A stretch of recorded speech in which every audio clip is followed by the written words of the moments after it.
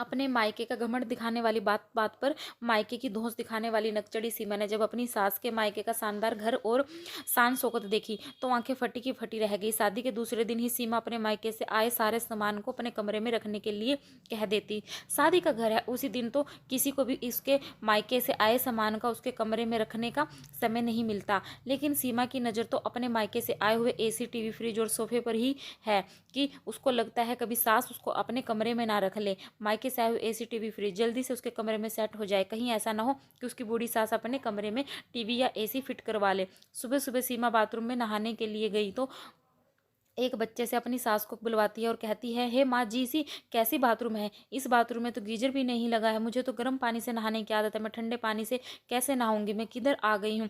इस घर में तो बाथरूम में गीजर भी नहीं है, कोई भी इलेक्ट्रॉनिक सामान नहीं है। सरला जी कहती है, बहू तुम 5 मिनट ठहरो, मैं तुम्हारे लिए गैस पर एक भगोने में पानी गर्म करके दे जाती हूँ, फिर तुम आराम से गर्म पानी में नहा लेना।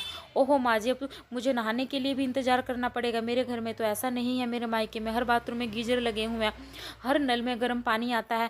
आप लोग कैसे रहते हैं इस घर में? सरला जी जल्दी से भगोने में पानी गर्म करके बहू के पास दे गई। नहाने के बाद सीमा अपने कमरे में गई और अपने पति से बड़बड़ाते हुए कहने लगी, आपके घर में तो कोई व्यवस्था ही नहीं है, ना तो बाथरूम है में गीजर है और ना ही किचन में आरओ है और आरओ का पानी है। मैं तो नॉर्मल पानी कभी नहीं पीती हूँ, हमेशा आरओ का ही पानी पीती हूँ।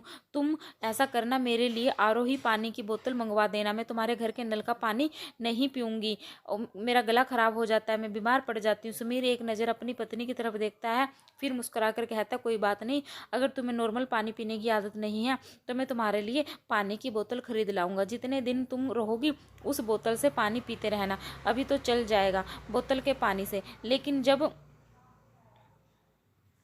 मैं इधर तुम्हारे साथ परमानेंट रहूंगी, क्योंकि अब तो मेरी तुमसे शादी हो गई है, तो कब तक मेरे लिए बोतल खरीदते रहोगे? जब मैं दोबारा से इस घर में आऊंगी उससे पहले आरओ लगवा लेना और बाथरूम में गीजर भी लगवा देना। मैं तुम्हारी माँ की तरह भगोने से पानी गर्म करके नहाने वाली नहीं हूँ। 2-3 दिन बाद सभी मेहमान चले गए। घर में जो भी सीमा के मायके से सामान आया था धीरे धीरे सबकी फिटिंग होने लगी। कौन से सामान को कहाँ पर रखना है, कहाँ लगाना है। सीमा के मायके से एक बड़ा सा टीवी आया था। सरला जी ने सोचा कि इतना बड़ा टीवी को हॉल में लगा देंगे और हॉल का जो हमारे पहले वाला टीवी है उसको बहू के कमरे में लगा देंगे। टीवी लगाने के लिए इलेक्ट्रॉनिक को बुलाया गया। जैसे टीवी हॉल में गया तो शाम को सीमा अपने कमरे में निकली। उसने अपने मायके का टीवी हॉल में लगाया हुआ थे देखा तो चिल्लाती हुई बोली, मेरे मायके के इतने बड़े टीवी को हॉल में किसने लगवा दिया? यह मेरे पापा ने मेरे कमरे में लगवाने के लिए दिया था, मुझसे पूछे बिना मेरा टीवी को हॉल में कैसे लगाया? डाइनिंग टेबल पर बैठे हुए सीमा के ससुर जी और सरला जी अपनी बहू की बातों को सुनकर चौंक गए। आखिर इसमें इतना गुस्सा करने वाली बात क्या है जो बहू इतना गुस्सा कर रही हो? सरला जी कहती है, बहू ने मैंने सोचा यह वाला टीवी सही रहेगा, छोटे वाले टीवी में देखने की आदत आप लोगों को होगी, मुझे नहीं है। मेरे मायके में बहुत बड़ा टीवी लगा है, इसलिए मेरे पापा ने इतना बड़ा टीवी मुझे दिया है और इसको अपने कमरे में ही लगवाऊंगी। इसको निकलवा के मेरे कमरे में लगवाओ और जो पुराना वाला है टीवी वह वापस से अपने हॉल में ही लगवा लो। मैं उस पुराने और घटिया से टीवी को अपने कमरे में नहीं लगवाऊंगी, नहीं लगाने दूंगी। अपनी बहू की बातों को सुनकर सरला जी को बहुत बुरा लगा, उनकी आंखों में आंसू आ गए। पास में बैठे हुए सरला के पति अशोक जी कहते हैं, अरे सरला, बहू सही कह रही है, अपने पुराने वाले टीवी को ही देखते हैं और मैंने तो तुमसे पहले ही कहा था, मुझे उसी को देखने की आदत है। मैं तो कितने सालों से अब उस पर और अपने समाचार सुनता हूँ, मुझे वही अच्छा लगता है। हाँ हाँ बहू ठीक है, हम अभी निकलवा के तुम्हारा टीवी तुम्हारे कमरे में लगवा देते हैं, हाँ जल्दी करिए। और पैर पटकते हुए सीमा अपने कमरे में चली गई।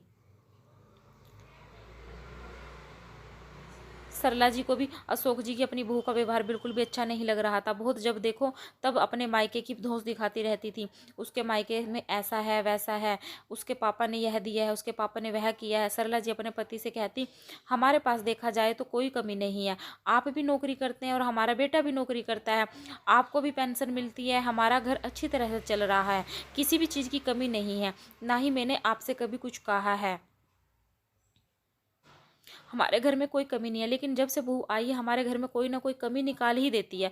उसको तो ऐसे लगता है जैसे घर में कुछ भी नहीं है, सब कुछ उसके मायके से ही आया हुआ है। उसे अपने मायके का बहुत बड़ा घमंड है। अशोक जी अपनी पत्नी को समझाते हुए कहते, कोई बात नहीं, भगवान ने अभी नई नई उस घर में आई है, धीरे धीरे घर का माहौल और हम सब का समझ जाएगी, थोड़ा उसको हमारे घर के माहौल के हिसाब से एडजस्ट होने का समय तो दो। अशोक जी के समझाने पर सरला जी समझ तो जाती है, लेकिन सीमा अपने हरकतों से बाज नहीं आती। उसे जब भी मौका मिलता है वह सरला जी को अपने मायके की धौंस दिखा ही देती है। अपने मायके से आया हुआ सारा सामान, ऐसे सोफा टीवी सब कुछ अपने कमरे में लगवा लेती है। एक दिन सरला जी बहू के मायके से आई हुई मिक्सी में चटनी पीस रही थी। अचानक से मिक्सी का जार घुल गया और चटनी पूरी रसोई में छिटक गई। सीमा चिल्लाती हुई आई और कहा, तुमसे किसने कहा था मेरे मायके से आई हुई मिक्सी में चटनी पीसने के लिए?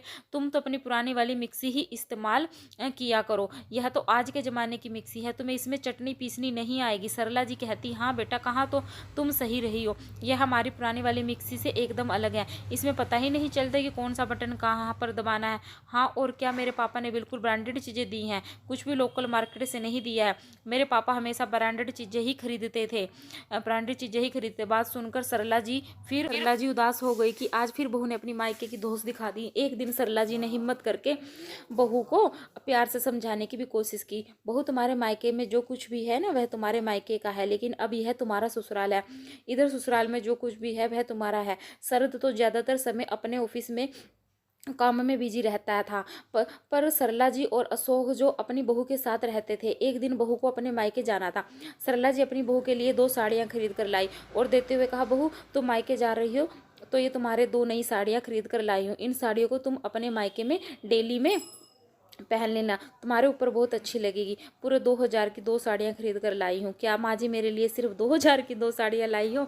हाँ, मैं हजार रुपए की साड़ियाँ पहनूंगी, कैसी बातें कर रही हो? मेरे पापा तो हजार रुपए की साड़ियाँ मेरी काम वाली को ही दिवाली पर देते हैं, और मेरी शादी की जितनी भी साड़ियाँ हैं एक भी साड़ी 15,000 के नीचे नहीं है, और आपने मुझे सिर्फ हजार रुपए की साड़ी पहनने के लिए दी है।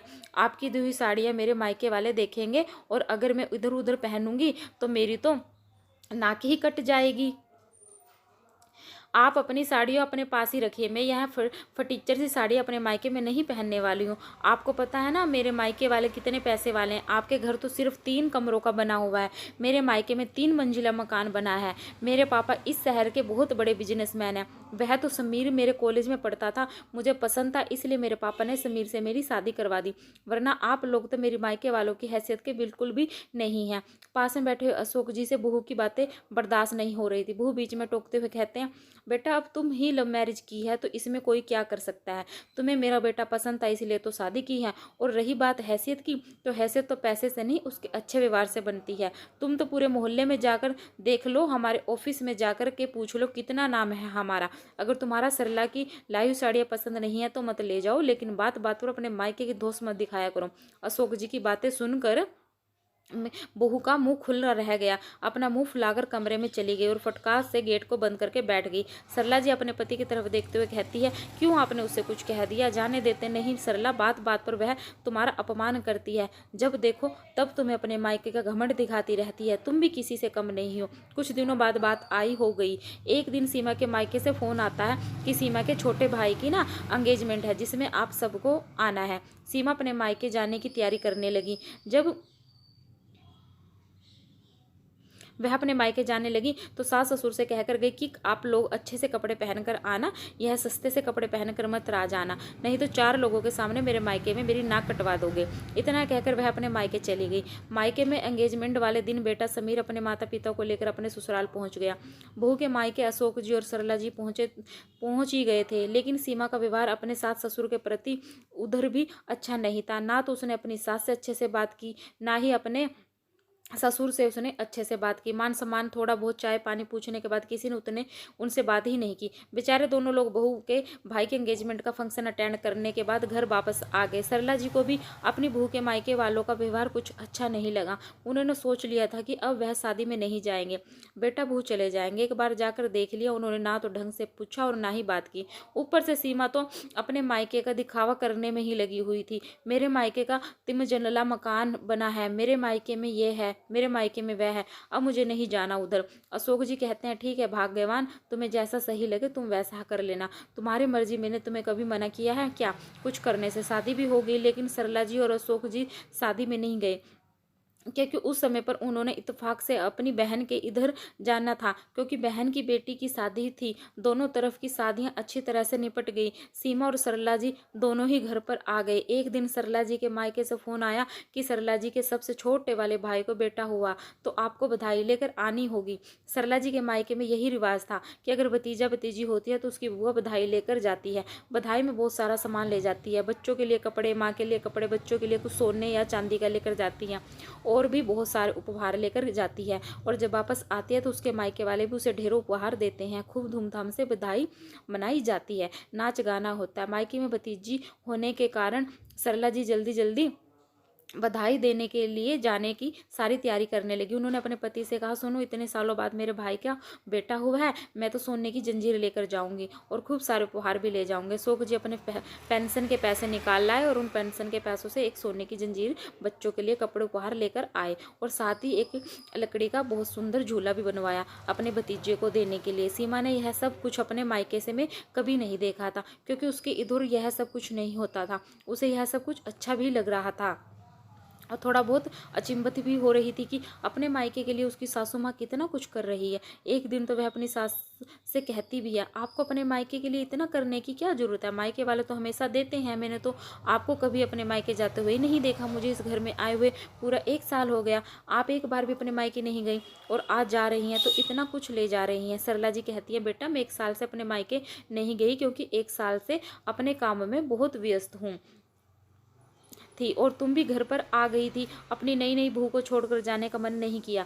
आज जब मौका मिला है तो धूमधाम के साथ अपने मायके जाऊंगी, और तुम भी चलना आज मेरे मायके। सीमा मुंह चिढ़ाते हुए कहती है, मैं आपके मायके और वह भी गांव में जाकर क्या करूंगी, तो अपने घर में ही अच्छी हूँ ना। तो आपके मायके में ढंग का घर होगा ना, कोई व्यवस्था होगी, मैं तो इधर ही रह नहीं पाऊंगी।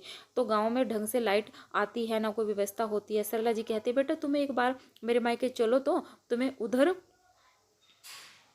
जरूर अच्छा लगेगा। समीर भी सीमा से कहता है, सीमा हम सबको उधर जाना होगा, मामा जी ने हम सबको बुलाया है, तो ऐसा नहीं हो सकता कि तुम ना जाओ, बल्कि तुम तो नई बहू हो, तो तुम्हें तो वह कितने दिनों से बुला रहे हैं, तुम्हें हमारे साथ जरूर चलना होगा। जैसे जैसे वह मन से सीमा अपने सास के मायके जाने के लिए तैयार तो हो जाती है, लेकिन अंदर ही अंदर सोच रही कि पता नहीं वह गाँव में कैसे रहोगी, कभी वह गाँव गई थी नहीं, गाँव का कैसा माहौल होगा। आखिरकार वह दिन भी आ गया जब सरला जी पूरे धूमधाम के साथ अपने मायके बधाई ले जाने के लिए तैयार है। जैसे ही वह अपने मायके के गांव में पहुंची तो देखा गांव के बाहरी ढोल नगाड़ों के साथ उनका स्वागत किया गया। परिवार के सारे लोग गांव के बाहर खड़े होकर सरला जी, अशोक जी और उनके बहू बेटे का खूब धूमधाम से स्वागत करते। ढोल नगाड़े बज रहे हैं, फूलों की बारिश हो रही है। सरला जी के मायके के सभी बच्चे डांस कर रहे हैं। सरला जी भी बच्चों का झूला लेकर नाचने लगती है। तभी सरला जी की सबसे बड़े भाई जो कि 55 बरस के होंगे, एक सुंदर सी बिग्घी लेकर जिसमें 2 घोड़े लगे हुए हैं, उस बग्घी में अपनी बहन और अपने दामाद, उनकी बहू को, बेटे को बिठाकर पूरे गांव में फेरी लगवाते हैं। धूमधाम से अपने दामाद, बहनोई और बहन का स्वागत करते हैं। ऐसे भव्य स्वागत को देखकर सीमा की आंखें फटी की फटी रह गई। उसने तो समझा था कि उसकी सास का मायका गाँव में है और उधर तो कुछ भी नहीं होता, लेकिन इतना कुछ देखकर वह दंग रह गई। जैसे अपनी सास माँ के घर बाहर बग्घी रुकी तो उसने देखा एक बहुत बड़ा नक्शा वाली घर बना हुआ है, जो कि इतना बड़ा है कि ऐसे लग रहा है कि इतने बड़े घर में तो 4 से 6 घर इकट्ठे बन जाएंगे। आंखों को बड़ी बड़ी करके सीमा अपनी सास के मायके को घर देख रही है। जैसे ही घर के अंदर प्रवेश करती है तो पूरा घर पक्का बना हुआ है। घर का बेड़ा इतना बड़ा है कि उसमें 3 कार खड़ी हुई है। बड़े बड़े दालान है, 3 आंगन है। एक आंगन में गाय भैंस बंधी हुई है, दूसरे आंगन में सभी लोग रहते हैं, जिसके चारों तरफ कमरे में और दालान बने हुए हैं, और पीछे वाले आंगन में तो पूरी बगिया लगा रखी है। इतना शानदार घर देखकर सीमा के होश उड़ गए। तो ऐसा घर कभी देखने को नहीं मिला था, और इतने बड़े घर शहर में होते ही नहीं है। बड़े बड़े घर तो सिर्फ गाँव में देखने को मिलते हैं। तभी सरला जी की बड़ी वाली भाभी आती है और बड़ी सी बारात में उनके पैर धुलती है, खूब मान सम्मान देती है। खाने को तरह तरह की मिठाइयाँ, खूब सारा सामान। जब खाने की बारी आती है तो थाली में सीमा कटोरियाँ गिनती रह जाती है। 6 तरह की तो सब्जी बनी है, 3 तरह की रोटियां बनी है, बाजरा, आटा, मक्की। रात में खाना खाने के बाद सभी लोग बातें करने के लिए बैठ गए, लेकिन सीमा के मन में तो उकलाहट हो रही है कि कब वह अपनी सासू से माँ से पूछे कि माँ जी आपका मायका इतना अच्छा है, लेकिन आपने कभी बताया नहीं। आखिरकार उस मौका मिल गया। वह अपनी सासू माँ की चारपाई पर गई और उनके पास बैठकर पूछने लगी, माँ जी मामा जी क्या करते हैं और आपका मायका इतना बड़ा है, आपने मुझे कभी नहीं बताया। बेटा मेरा भाई बहुत बड़ा जमींदार है, इस गाँव में सबसे ज़्यादा खेती मेरे मायके में ही है, और तो और खेत भी तुम फार्म हाउस देखोगी तब तो तुम बहुत खुश हो जाओगी। क्या माँ जी मामा जी का फार्म हाउस भी है? हाँ बेटा, पास वाले खेत पर ही है। छोटे वाले मामा ने फार्म हाउस बना रखा है जिसमें ट्यूबवेल लगा है और साथ साथ ही उधर से 2 से 3 कमरे बने हुए हैं, बागवानी, बल्कि घर की सारी सब्जियां वहीं से आती है। बाहर से सब्जियां खरीदने की कभी जरूरत ही नहीं पड़ती, सभी ताज़ी सब्जियां खाते हैं। अपने सासू माँ की बात सुनकर सीमा के होश उड़ जाते हैं। और उसकी सासू माँ के मायके वाले इतने पैसे वाले हैं, 3 3 कार, इतना बड़ा घर, फार्म हाउस, इतनी सारी जमीन जायदाद, लेकिन उसकी सासू माँ ने कभी अपने मायके की कोई जिक्र ही नहीं किया, ना ही कभी अपने मायके का कभी घमंड दिखाया। लेकिन मैंने तो बात बात पर अपनी मायके की दोस्त अपनी सासू माँ को दिखाई है। अपनी सासू माँ के मायके को देखकर आज उसे अपना मायका भी फीका लग रहा है, जबकि सासू माँ का मायका तो मेरे से कितना दबंग है। मेरा घर तो सिर्फ 3 मंजिल का है, वह तो 300 गज से, पर इधर तो पूरा 3000 गज का घर बना हुआ है। अब सीमा को बार बार वही बातें याद आ रही हैं जब उसने अपनी सासू माँ को अपने मायके की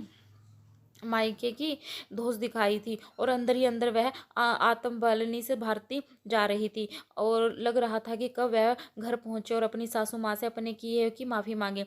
2 दिन तक मायके में रहने के बाद सरला जी, अशोक जी उनके बहू बेटे को उनके मायके वाले पूरे सामान के साथ विदा कर देते हैं, खूब सारा उपहार देते हैं। घर जाकर सीमा अपनी सासू माँ के कमरे में गई कहती, माँ जी आपके मायके में सब लोग कितने पैसे वाले हैं, आप हमेशा इतने अच्छे परिवार में रही हैं, लेकिन फिर भी आपने मुझे कभी नहीं जताया कि आप भी बहुत अच्छे परिवार से हैं, आपका मायका बहुत अच्छा है, जबकि मैंने आपका कितनी बार अपमान किया। आपने मायके की दबंगई दिखाकर मुझे अब बहुत बुरा लग रहा है। आप मुझे माफ़ कर दो, जब तक आप माफ़ नहीं करोगी तब तक मैं इस कमरे से नहीं जाऊंगी। सरला जी अपनी बहू से कहती है, बेटा मैं तो हमेशा से ही बहुत सारी सुख सुविधाओं में पली बड़ी हूँ।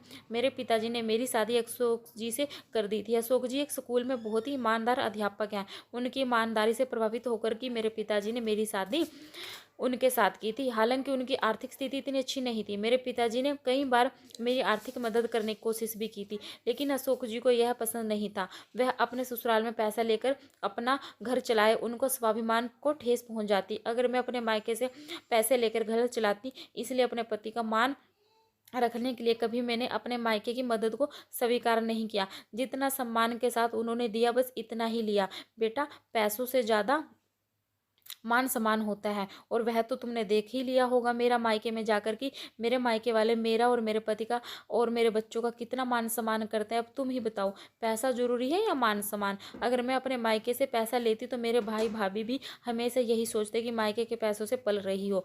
लेकिन आज जैसी भी हूँ सम्मान के साथ अपने मायके जाती हूँ। अपनी सास की बातों को सुनकर सीमा उनके गले लग गई और जोर जोर से रोने लगी। माँ जी आज आपने मुझे एक नई सीख दी है। मैंने भी तो अपने मायके से यही सारी चीज़ें कभी सीखी ही नहीं है। मैं तो हमेशा अपने मायके की चीज़ों को दोषी दिखाई थी, और आपको कितनी बार मैंने बेइज्जत किया। अब मुझे अपने आप पर ही गुस्सा आ रहा है। मुझे माफ़ कर दो माँ जी, अब आगे से मैं ऐसा कभी नहीं करूँगी। सरला जी बहू को माफ़ कर देती है, और सीमा भी अपनी सासू माँ के साथ बहुत अच्छी तरह से अच्छा व्यवहार करने लगी है। तो दोस्तों कभी भी किसी को सामने से देखकर उसको आंकना अच्छी बात नहीं है। लिखने और बोलने में कोई त्रुटि हुई हो तो मुझे माफ़ करना। कहानी कैसी लगी हमें कमेंट करके ज़रूर बताएं, और ऐसी कहानियाँ सुनने के लिए हमारे चैनल को सब्सक्राइब ज़रूर करें। Thank you.